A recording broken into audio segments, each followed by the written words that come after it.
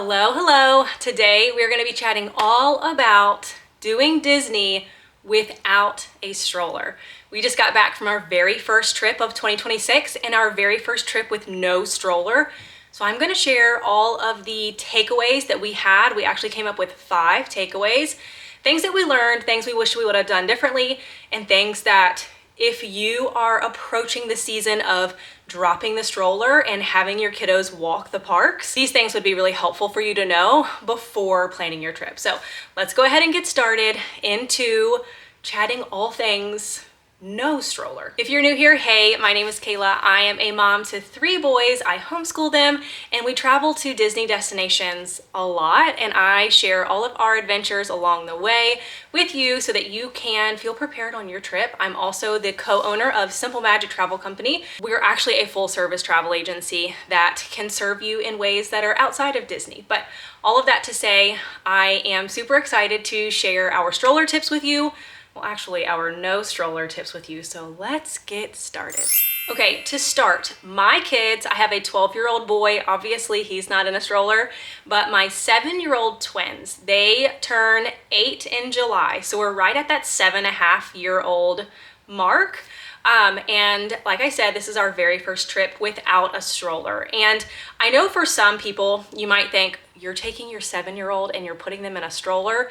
Yeah, when you're walking 20,000 steps a day, your kids are gonna get really tired. So typically my rule of thumb when I'm recommending stroller advice to families that I am working with or just families that I'm talking to, my rule of thumb is 7 and below would probably benefit from a stroller. And you know your kids best. That's the thing, is some kids are going to be 6 or even 5 and would do great, and others would probably be pushing heavier into that 8, possibly 9-year-old range and still need a little bit of help with the stroller, because you do so much walking at Disney that it's just a lot. So all of that to say, I wanted to share that before we move in, that my kids are 7.5, and this is our very first trip with no stroller. When we were taking them on our last trip with a stroller, we did just have 2 little umbrella strollers, and those worked really nicely because they're so lightweight, and it was just easier for us. So I will mention that as well. We didn't have like the big bulky double stroller,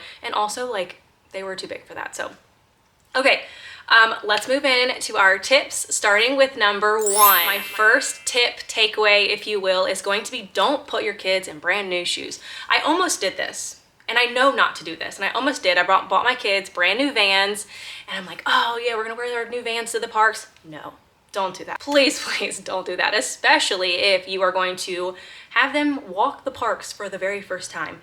Comfort over style. Pretty shoes. It may not look the best. They may have, like my kids were in their worn in tennis shoes, and that was best case scenario for us. I really do think that that helped them because their feet were definitely hurting at the end of the day. And I know if I put them in brand new Vans, like we would have been having a whole nother conversation. It would have not worked out very well. So choose comfort over the stylish brand new shoes, and use shoes that your kids are comfortable with. I will say another big tip is not having shoes that tie. And this was not something that I wrote. I have a list right in front of me, but having shoes that tie is just adds a whole nother layer of just additional work that you're gonna have to do, is to follow them around and tie their shoes or have them tie their shoes. It's just Velcro if you can. That's the way to go. Okay, number 2, takeaway number 2, and this is going to apply to families that may have older kids as well, or have kids in strollers and then have some that are growing out of the stroller. And it is going to be split up if you can. I know, we did not do this. And this is something that is, looking back, my husband, Cameron, and I, we were talking about our trip and just talking about how we thought the idea, or how we thought not having a stroller went. And looking back, we both said that we should have split up. So We did the scavenger hunt, the Lorcana card scavenger hunt at Epcot, and you had to walk so much. I mean, so much walking. And the twins, they were walking around the World Showcase, like just, we were hustling. And they were like, oh my gosh, we're so tired.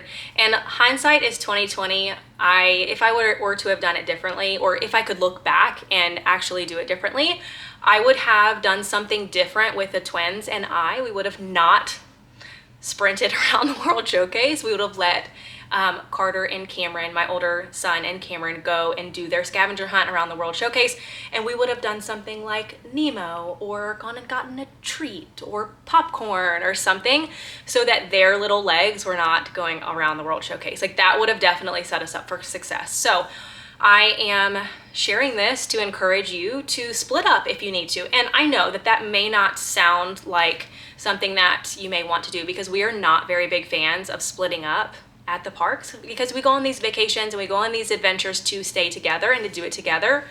But in situations where you have a little one that is just starting to get acclimated to walking that much, splitting up might be something that is going to save the rest of your afternoon or save the rest of your day. So split up if you need to. All right, takeaway number 3. And this is where the controversial piece kind of gets into it. 7.5 is the sweet spot. It is. And in normal everyday life, when you're taking your kid to the park, or you're going to the mall, or wherever you're going that you're taking a stroller nowadays, you're not taking a 7.5-year-old or a 7-year-old in a stroller. They're walking, right? But Disney is a whole different beast. Trust me when I say that. You're going to be doing so much walking.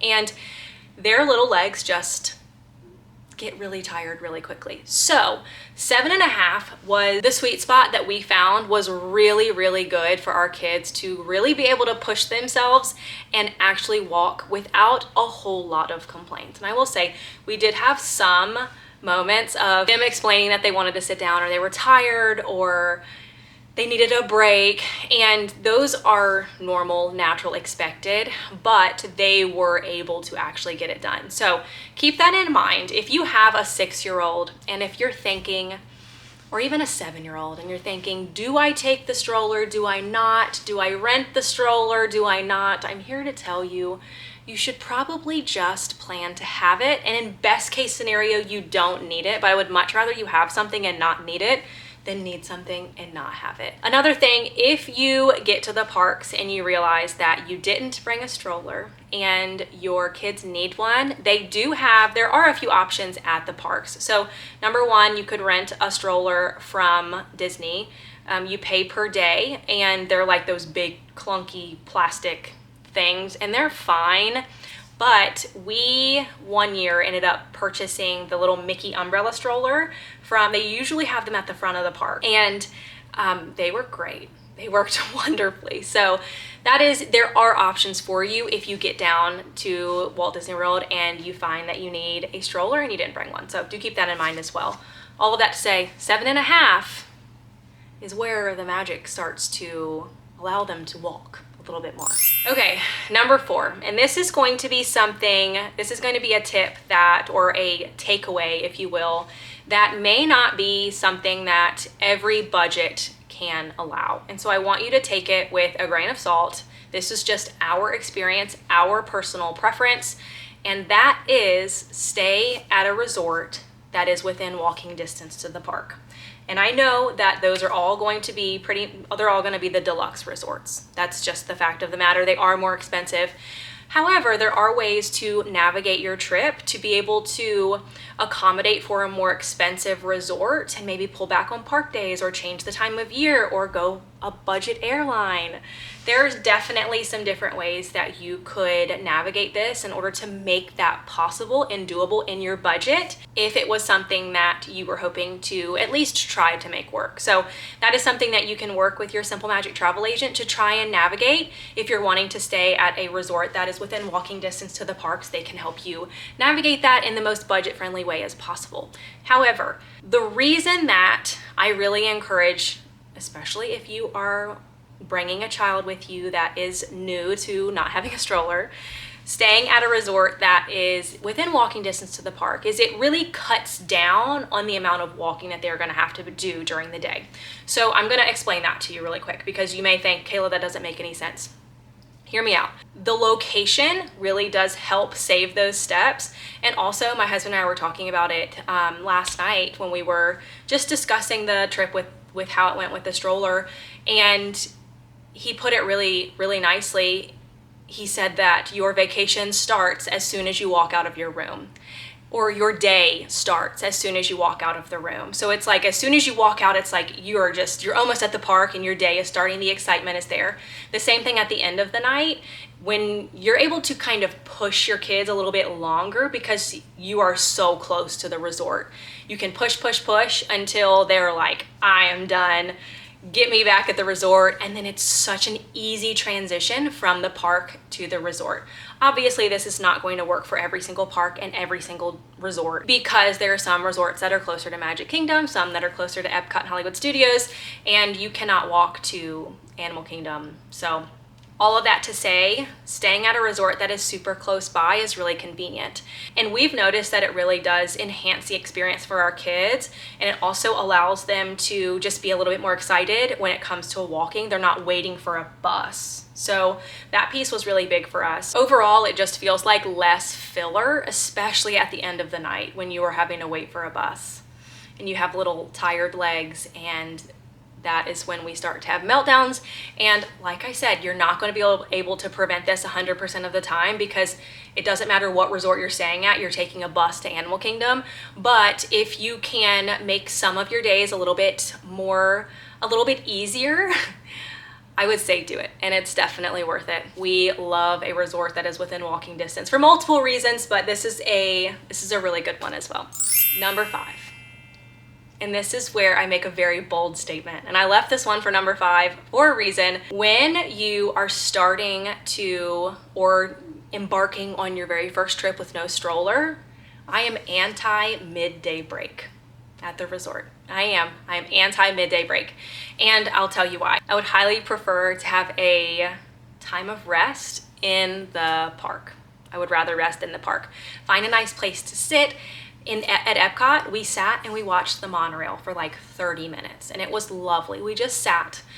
We went during Festival of the Arts, and we just sat right at the area where they were drawing with chalk on the ground, and we just watched.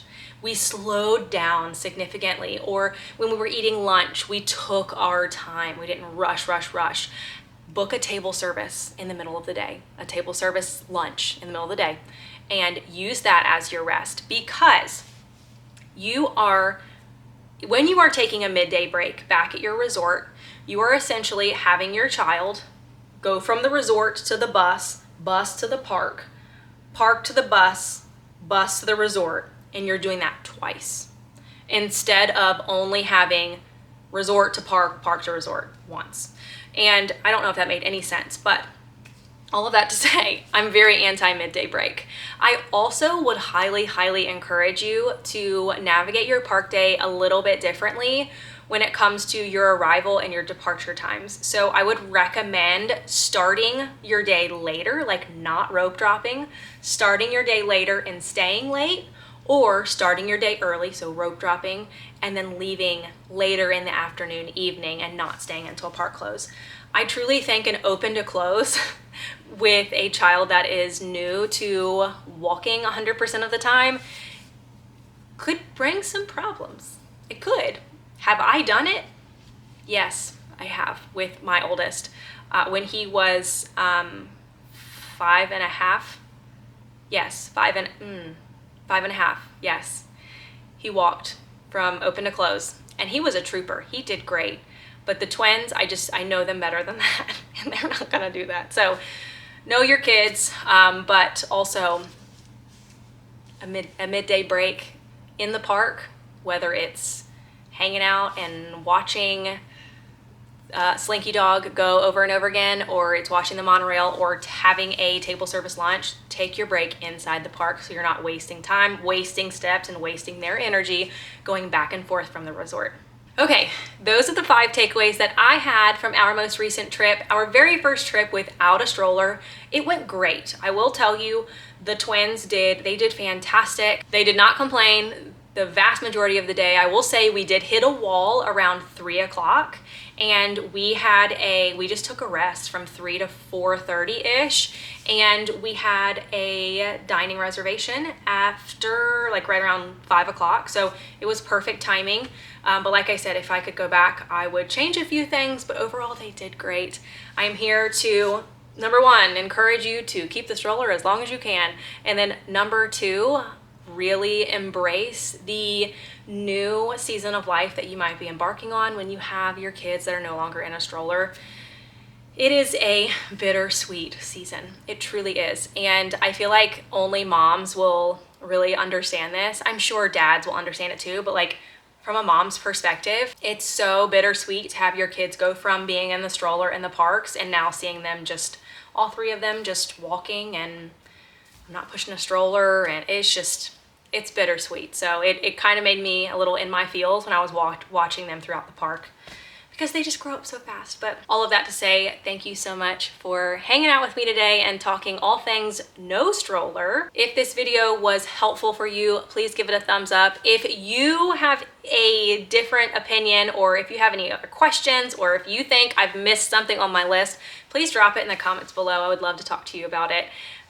Make sure you hit that subscribe button so you can see all of the adventures that we're going to be going on. We've got some big ones here coming up, and I'm very excited to share them with you.